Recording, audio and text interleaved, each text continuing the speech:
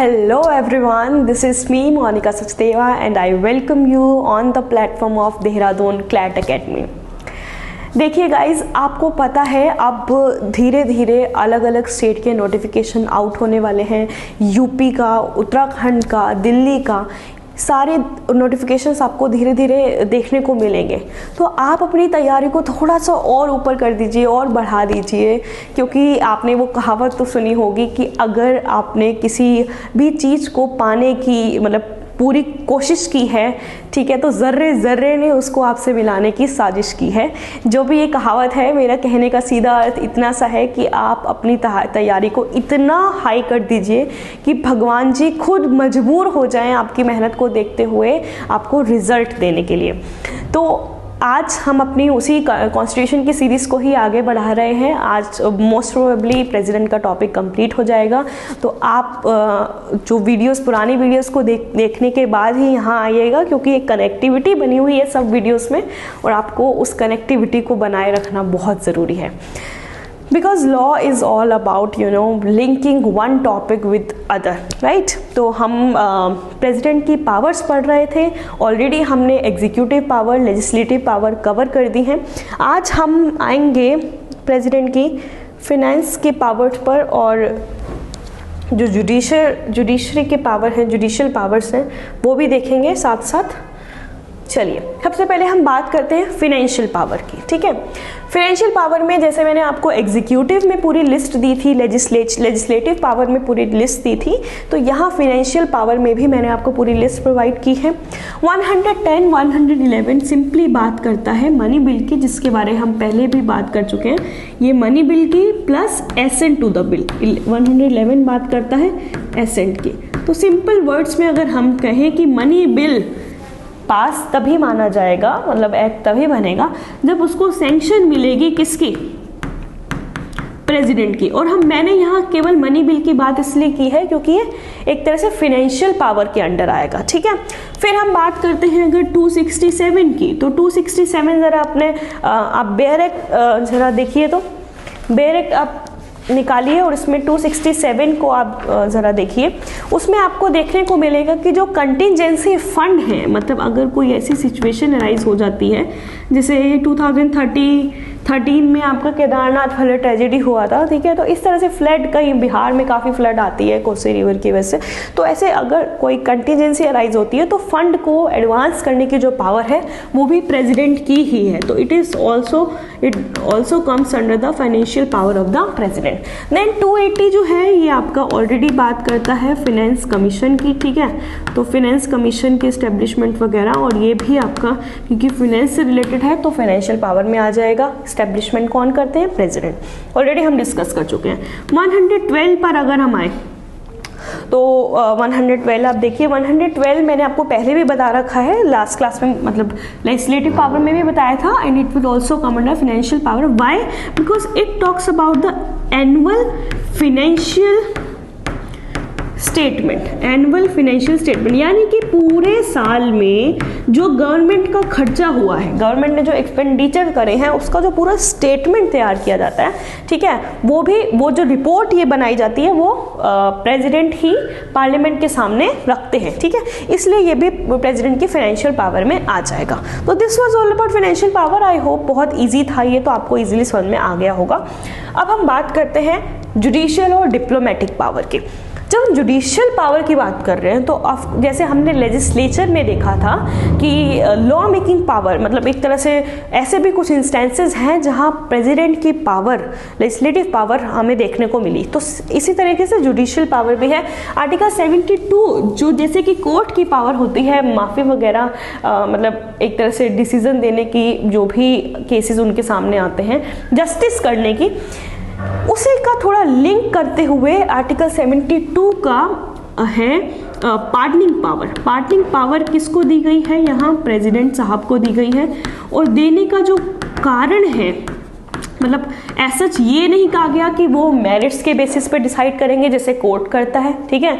ये एक exclusive power इनको दे दी गई है कि अगर आपको लगता है इसमें आपका एक केस, काफ़ी सारे केसेस भी हैं पार्डनिंग पावर में, जैसे एक रंगा बिल्ला केस है आपका, बहुत ही फेमस केस माना जाता है, इन्होंने मर्डर कर दिया था, उसके बाद इन्होंने अप्रोच किया था प्रेसिडेंट को टू ग्रांट पार्डन, ठीक है, और पर प्रेसिडेंट ने इनको पार्डन नहीं दिया था, ठीक है। और ऐसे और भी केसेस हैं, जैसे आपका जो इंदिरा गांधी एसेसिनेशन केस है वो भी इसी में आपका इंक्लूड हो जाता है, तो और केसेस आप देख सकते हैं। उसके बाद ये एम्बेसडर्स को अपॉइंट करते हैं and receive the credential of the foreign diplomatic representative, तो इनके डिप्लोमेटिक पावर में आ जाएगा। This was all about judicial power of the president, ठीक है। इसके बाद हम आते हैं इमरजेंसी पावर पर। तो emergency, as you all know, 3 kinds of emergency proclaim की जा सकती हैं। नेशनल इमरजेंसी, प्रेसिडेंशियल रूल और financial emergency. National emergency under article 352, president rule under article 356 and financial emergency under article 360। तो आपको जो इमरजेंसी में आपको प्रोविजन देखने हैं वो होंगे 352, 356 and 360. These are the relevant provision when you are talking about the emergency power of the president. We will go into details of these provision when we will be dealing about the particular topic. Okay. Now coming on the next and the very important and of course the last topic, मतलब topic नहीं, last part बोल सकते हैं topic का, तो ये है relevant case laws. क्योंकि हम आपको केवल प्री के पॉइंट ऑफ व्यू से तैयारी नहीं करवा रहे हैं, हम आपको तैयारी करवा रहे हैं मेंस के पॉइंट ऑफ व्यू से भी। क्योंकि मेंस में कई बार क्या होता है, देखो प्री में भी केस लॉज आते हैं बट मेंस के पर्सपेक्टिव से केस लॉज थोड़े ज़्यादा इंपॉर्टेंट हो जाते हैं। साथ ही साथ कई बार क्या होता है, हम पूरा फोकस प्री पर करते हैं, पर जब मेंस हमारे सामने बहुत जल्दी आ जाता है तो हम उसके लिए प्रिपेयर नहीं होते हैं। तो हमारा इंस्टीट्यूट भी आपको पूरी तरीके से, मतलब एक कॉम्प्रिहेंसिव स्टडी करवाता है, ना केवल प्री की, ठीक है। तो देखिए रेलिवेंट केस लॉज में मैंने यहाँ 4 केस लॉज मेंशन किए हैं, और भी आ सकते हैं, पर ये ज़्यादा कुछ इंपॉर्टेंट है। इसमें जो Ram Jawaya versus state of Punjab का केस है, plus Shamsher Singh versus state of Punjab का केस है, इन दोनों में लगभग एक ही बात हुई थी कि जो प्रेसिडेंट का सेटिस्फेक्शन है, प्रेसिडेंट का सेटिस्फेक्शन, हमने कई सारी पावर प्रेसिडेंट की पढ़ ली है, जहाँ पर हमने देखा कि प्रेसिडेंट ये काम करेंगे, ये काम करेंगे, पर वो उनकी प्रेसिडेंट सेटिस्फेक्शन जहाँ पे भी लिखा होगा उसका मतलब ये नहीं है कि ये इनकी इंडिविजुअल सेटिस्फेक्शन है। इसका मतलब ये है कि यहाँ टोटल काउंसिल ऑफ मिनिस्टर की सेटिस्फेक्शन होनी चाहिए। मतलब अगर ऑफ कोर्स हम कई बार देखेंगे, मतलब हर जगह देखने को मिलेगा कि president will work on the aid and advice of the council of minister. तो प्रेसिडेंट सेटिस्फेक्शन का मतलब इंडिविजुअल सेटिस्फेक्शन नहीं है, इसका मतलब है satisfaction of the council of minister also, ठीक है। तो क्योंकि इन्हीं के कहने पर ये एक्शन लेते हैं, ठीक है। तो ये बात, ये दो चीज आपके ऊपर के दोनों केसेस में। फिर आया था UN राव वर्सेस इंदिरा गांधी का केस, ये भी काफी इंपॉर्टेंट केस है, इसमें बहुत इंपॉर्टेंट इशू हेल्ड हुआ था, मैं आपको एक्सप्लेन करती हूँ।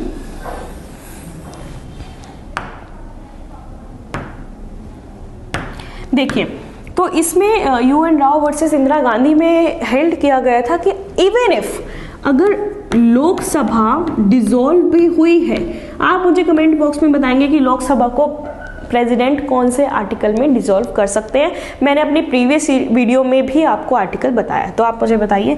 अब लोकसभा अगर डिसॉल्व हुई है, तब भी प्रेसिडेंट जो है वो काउंसिल ऑफ मिनिस्टर से एडवाइस लेंगे, ठीक है।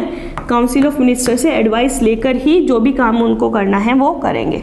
उसका कारण ये है कि भले ही ये लोकसभा डिसॉल्व हो गई हो, पर काउंसिल ऑफ मिनिस्टर की जो पोजीशन है वो वैसे ही रहती है, ठीक है। तो यहाँ पर जो प्लेंटिफ था इस केस, पेटिशनर जो थे इस केस में, वो यही बोल रहे थे कि क्योंकि लोकसभा डिसॉल्व है, 1971 का टाइम है, ठीक है। तो उस टाइम लोकसभा को डिसॉल्व कर दिया गया था by the order of the president. पर ये पेटिशनर ने पॉइंट रेज किया कि काउंसिल ऑफ मिनिस्टर भी खत्म, मतलब उनकी भी पोजीशन खत्म हो जाती है जब लोकसभा डिसॉल्व होती है, but supreme court said no, it's not the case. Council of minister can also advise even at that point of time when Lok Sabha is dissolve.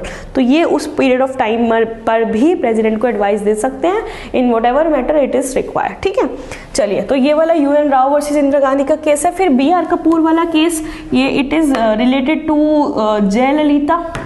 Jayalalithaa ji से रिलेटेड है ये, जब उनको CM बना दिया गया था। एक्चुअली वो कन्विक्टेड थी करप्शन एक्ट में उस टाइम पर, ठीक है, तो उनको फिर भी CM की तरह अपॉइंट कर दिया गया था। तो एक्चुअली ये केस ना आपका गवर्नर वाले उससे भी डील करता है, जो गवर्नर का जो हम पढ़ेंगे, क्योंकि गवर्नर ही CM को अपॉइंट करते हैं। ठीक है, तो यहाँ आपको ये जो देख रहे हैं ना, एक तरह से ये भी आपको आगे देखने को मिलेगा कि ये जो सुप्रीम कोर्ट ने यहाँ ये कहा था कि गवर्नर ने अपनी कोई पावर को मिसयूज नहीं किया, it was said, but Jayalalitha ji का जो अपॉइंटमेंट था उसको खारिज कर दिया गया था, मतलब उनको CM के पद से हटा दिया गया था, because she was not qualified to become the CM। ठीक है, तो ये मैं मतलब आप BR कपूर को रादर यहाँ तो पढ़ ही सकते हैं, साथ साथ आप गवर्नर में अगर देखेंगे तो वहाँ के लिए ज़्यादा रेलिवेंट रहेगा। So this was all about the president. ठीक है, आपने प्रेजिडेंट को पूरी तरीके से समझ लिया है, आपने इसके इलेक्शंस को से लेकर इनका जो टर्म है और क्वालिफिकेशंस हैं, ओथ है, ठीक है, इनकी जो पावर्स हैं जिनको मैंने अलग अलग हेड में डील करा है, तो यहाँ आपका प्रेसिडेंट का पूरा टॉपिक कंप्लीट हो जाता है। I hope you have found this topic very relevant. आप इसको अच्छे से पढ़ते रहिए और कोई भी प्रॉब्लम अगर आपको आती है तो आप क्वेश्चन पूछ सकते हैं, कमेंट बॉक्स में क्वेश्चन आप टाइप करके और हमसे जुड़ सकते हैं। ठीक है, तो चलिए आगे हम और इंटरेस्टिंग टॉपिक आपके लिए लाते रहेंगे। बाय बाय, टेक केयर, जय हिंद।